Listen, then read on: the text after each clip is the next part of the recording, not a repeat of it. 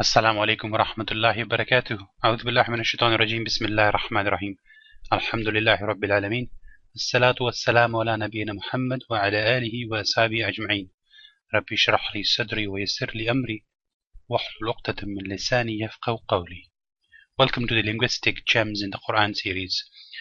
The ayah or the surah today that we're going to look into is some of the portion of the 109th surah in the Quran called Surah Al-Kafirun. Surah Al-Kafirun, the background is that it was revealed to the Prophet ﷺ in Mecca, and we know that he lived in Mecca before the migration to Medina. So the people that were being addressed in this surah, in these ayat, they were the ones who were the disbelievers, the one who used to worship the stones or the statues.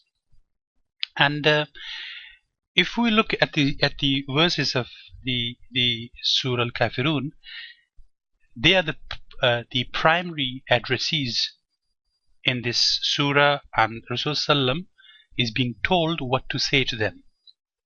Now, Allah subhanahu wa ta'ala says in the Quran, just a little background, Allah subhanahu wa ta'ala says in the Quran that we have paired the signs. In fact, if you look, we have the day and we have the night. We have the color black and we have the color white. We have the sky and the earth. So you can see everything is created in an opposite. Everything, the things you can't think of, we don't know what the opposite is. But overall, everything is paired. Even Allah subhanahu wa ta'ala says in the Quran that He has sent down the fairest discourse as a book. He says this in Surah Az-Zumar, I think it's 23, ayah 23, where He says, Allah has sent down the fairest discourse as a book of similar signs and oft repeated, literally meaning double. It's something that's opposite, so something that's paired. Now, if we apply this verse to the verse in Surah Al-Kafirun, you can see Allah subhanahu wa ta'ala says, قُلْ يَا أَيُّهَا الْكَافِرُونَ, say.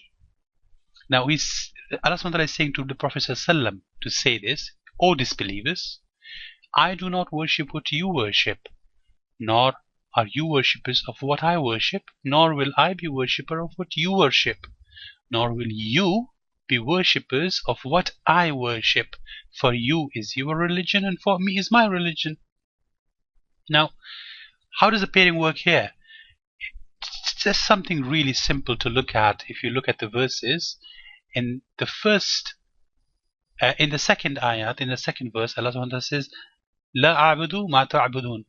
I don't worship what you worship. Say this to them. So the Prophet ﷺ used to worship what? He used to worship Allah subhanahu wa ta'ala. But what are they worshipping here is not Allah. They're worshipping the statues, they are worshipping the stones. In the second verse, and وَلَا أَنْتُمْ عَابِدُونَ مَا أَعْبُدُ, and nor are you worshippers of what I worship. So what is being worshipped here is one God, Allah subhanahu wa ta'ala. Now let's look at the third ayah where He says, وَلَا أَنَا عَابِدٌ مَا عَبَدْتُمْ, nor am I a worshipper, nor I will be a worshipper of what you worship. Again, what is being worshipped is not Allah. It's other gods, other statues, other stones, whatever they're worshipping. In the fourth ayah, وَلَا أَنْتُمْ أَعْبِدُونَ مَا أَعْبُدُ, nor will you be worshippers of what I worship.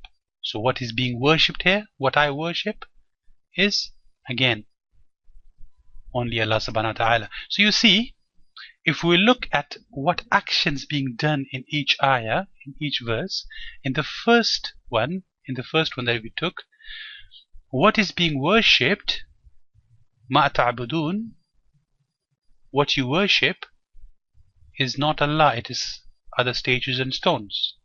In the second one, what is being worshipped is God, Allah. And the third sign, وَلَا أَنَا عَابِدٌ مَا عَبَدْتُمْ, what you worship, again, they don't worship Allah.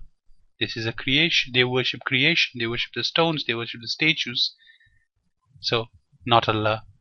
In the fourth ayah, وَلَا أَنْتُمْ عَابِدُونَ مَا أَعْبُدُ, what I am worshipping is Allah. Again. So we got Allah here. You can see how this is paired. The first ayah is paired with this one. وَلَا أَنَا عَابِدٌ مَا عَبَدتُّمْ. Right? Paired, similar. The second of this ayah is paired with the last one.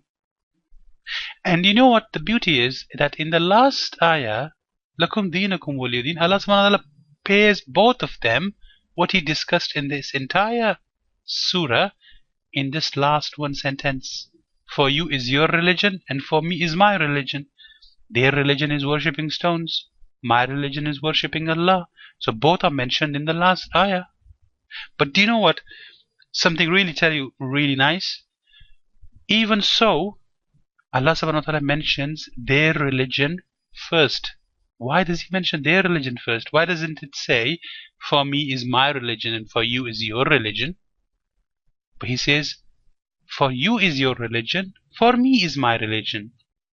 This is what the Prophet ﷺ is telling them, because their religion was mentioned first. You see here? I don't worship what you worship. So what is being worshipped is them, right? Is their religion is mentioned here first. So Allah subhanahu wa ta'ala mentions their religion here first as well in the last ayah. Subhanallah, how beautiful, yeah?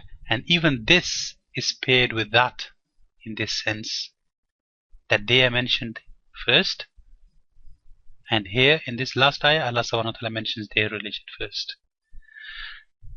Something to ponder over. Subhanallah, it's such a beautiful book and so many ayat in it that if we start pondering over it, it just starts to open up gem after gem after gem.